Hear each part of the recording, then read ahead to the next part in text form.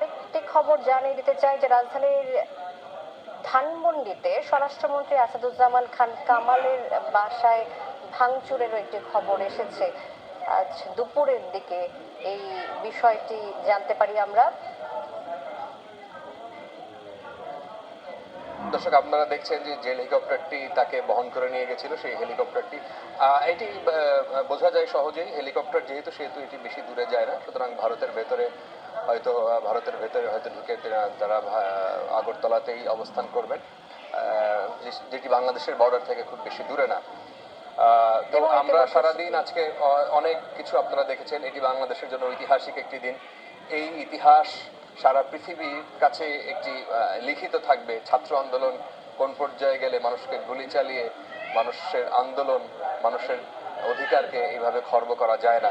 এই চেষ্টা বহুবার হয়েছে নানান রকমের রাজনৈতিক দল। 2014 ইলেকশনের আগে আমরা দেখেছি 3 মাস 4 মাস ধরে টানা যখন হরতাল দিয়েছিল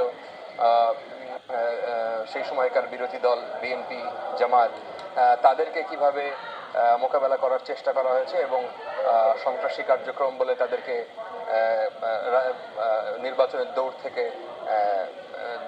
দৌড়ে রাখা হয়নি। তারপরে 2018 সালের ইলেকশন আপনারা দেখেছেন। সেই সময় আরেক রকমের নাটক ছিল, যে কোনোভাবে মানুষকে বুঝ দেয়া যে এটা একটা ইলেকশন হয়েছে, এবং সেখানে সেই ইলেকশনে পার্টিসিপেট করলেও বিএনপি শেষ পর্যন্ত আসলে সেই পার্টিসিপেশনটা আসলে হয়নি এবং তারা আসলে ভোট দিতেই দেয়নি এবং তারা নিজেরা ভোট দিয়েছে। 2024 ইলেকশন যেটা 7 জানুয়ারি হয়েছে, সেখানে আবার নতুন ধরনের নাটক আসলে হয়েছে। সেখানে আসলে বিএনপির মতো দল তারা সেই ইলেকশনে জয়েন করে নাই। তো সবশেষ তাদেরও এক ধরনের এই ছাত্র আন্দোলন যখন শুরু হয়, তারা শেষ পর্যন্ত এই আন্দোলন, কোটা আন্দোলন থেকে এই আন্দোলনের সূত্রপাত, এবং সেই আন্দোলনের যারা সমন্বয়